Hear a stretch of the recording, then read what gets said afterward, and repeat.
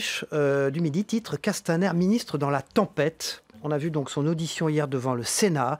Est-ce qu'il a assumé toutes ses responsabilités, selon vous, de ministre de l'Intérieur, Christophe Castaner?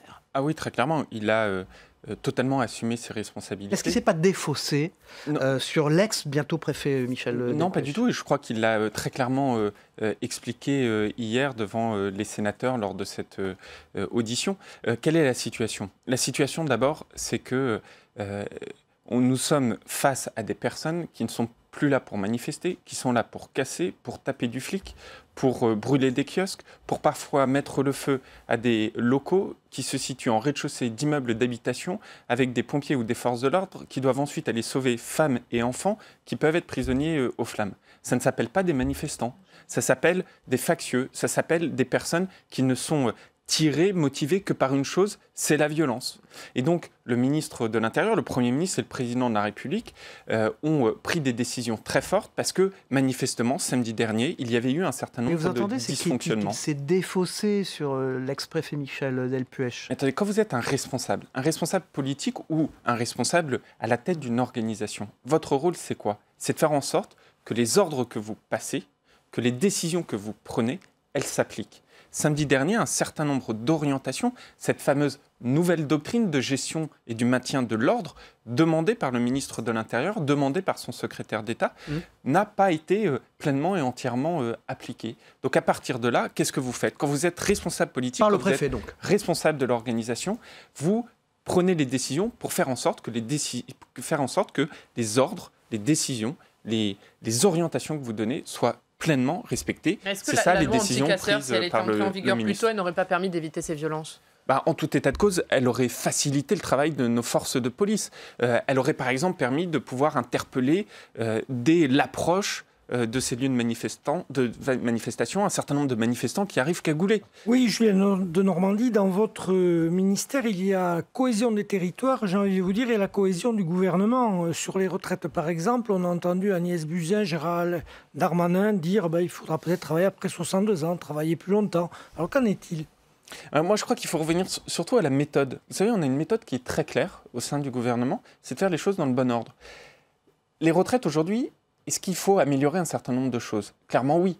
Je mets au défi, par exemple, autour de la table, quiconque de déterminer et de savoir, de pouvoir me dire exactement quels seront ses droits à la retraite. Il y a un manque de transparence totale vis-à-vis de ce système-là. Et puis, il faut aussi partir d'un constat commun. Le système des retraites, il est injuste. Le même euro cotisé par des personnes différentes ne donne pas droit aux mêmes indemnités à la retraite, ou à la même retraite. Et donc ça, il faut le changer, à la fois mettre plus de transparence et rendre plus de justice dans ce système-là. C'est le travail que la ministre de la Santé a entrepris et a confié au haut-commissaire qui s'appelle Jean-Paul Delevoye. Il y a un grand débat interne aujourd'hui à La République En Marche sur le sujet de la laïcité. C'est un sujet qui divise dans votre parti. Est-ce que c'est une bonne chose, ce débat interne? Moi, je pense par définition que tout débat est une bonne chose. Vous pouvez avoir des approches différentes, vous pouvez avoir des sensibilités différentes. Moi, je pense surtout que le moment que nous vivons dans notre pays est un moment de gravité.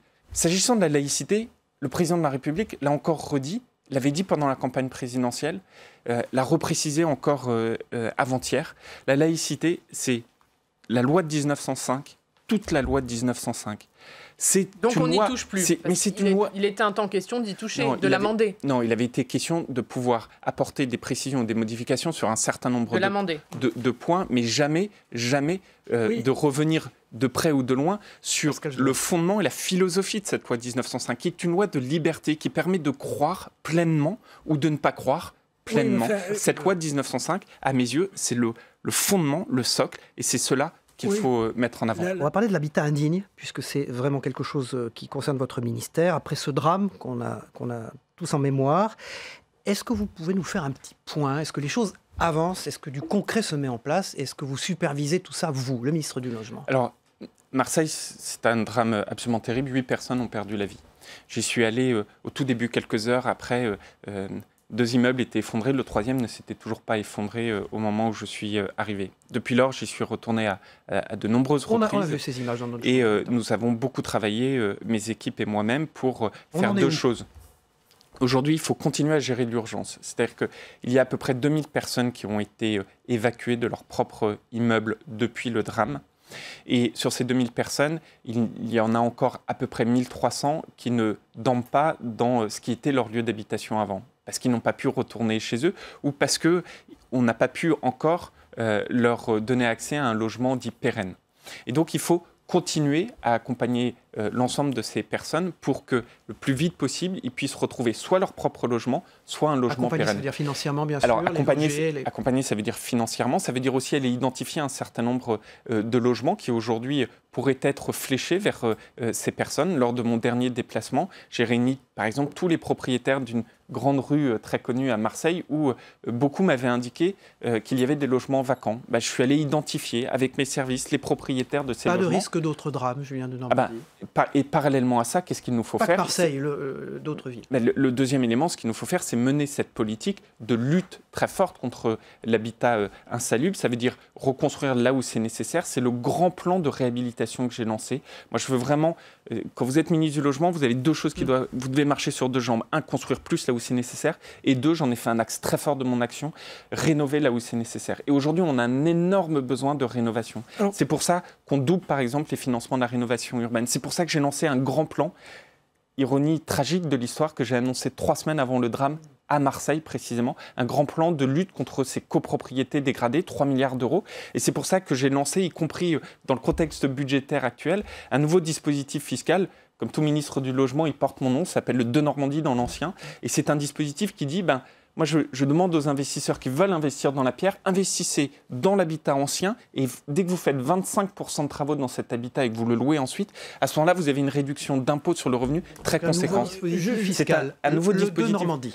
Il vient d'être adopté, les décrets ont été signés et donc vraiment j'invite tous les investisseurs à s'en saisir. Justement, on estime qu'il faut produire 500 000 logements nouveaux par an pour pouvoir loger tout le monde décemment. Or, on est loin du compte. On était à 395 000, je crois, l'an dernier. On est autour de 400 000. Oui, autour de 400 000. Comment on fait pour y arriver ? Alors, il faut prendre des mesures fortes pour, d'une part, faciliter la construction. Comment on fait ? C'est tout l'objet de la loi Logement, la loi Elan, qui a été adoptée il y a tout juste quelques mois, à la fin de l'année dernière, et aujourd'hui qu'on est en train de mettre en application pour faire en sorte que tous les textes d'application sortent le plus rapidement possible et que cela se déploie sur le territoire. C'est des mesures très fortes qu'on prend. C'est une réécriture, par exemple, totale du Code de la construction. Vous parlez d'Action Cœur de Ville, Oriane. Oui, un projet lancé il y a 1 an par votre prédécesseur Jacques Mézard. Revitaliser les centres-villes dans 222 communes. Votre ministère a réuni hier à Paris les maires des villes concernées. Il y avait besoin de donner de la visibilité, de la notoriété à ce projet. Il a du mal à prendre ? Il n'a pas du tout de mal à prendre. C'est un énorme succès, Action Cœur de Ville. On a des poches formidables d'activités économiques, de déploiement culturel, démographique, de cohésion sociale sur l'ensemble de nos territoires. Et notamment, il y avait un parent pauvre des politiques publiques qui étaient ces villes secondaires, ces sous-préfectures, ces villes de quelques dizaines de milliers d'habitants. Et alors, juste que va faire concrètement l'État ? Parce que le projet, c'est 5 milliards sur 5 ans. Exactement. Mais certains maires disent que c'est juste une addition de crédits déjà existants. Combien va mettre l'État ? Non, c'est des crédits nouveaux qu'on fait avec nos partenaires. Par exemple, sur le volet logement, c'est 1,5 milliard sur les 5 milliards d'argent nouveau apporté par Action Logement, notre partenaire sur l'opération. Qu'est-ce que c'est ? Concrètement, c'est de la revitalisation économique, des nouveaux outils, par exemple pour lutter contre la mise en place d'hypermarchés en périphérie qui va tuer le centre-ville, ou c'est la réhabilitation d'un certain nombre de logements pour faire en sorte que ces logements soient mieux adaptés. Hier, on a lancé une formidable opération qui était un appel à projet s'appelant « Réinventons nos cœurs de ville ». Vous savez, c'est ces appels à projet qui disent on va prendre des anciens endroits, des casernes, des anciens sites qui sont parfois laissés à l'abandon pour les rénover, en faire des logements, des sites économiques. Jusqu'à présent, ça, on le faisait dans les grandes métropoles. Maintenant, on le fait aussi dans ces villes secondaires parce que c'est la beauté, je dirais même, c'est l'identité et l'âme de notre pays, donc on le fait à fond.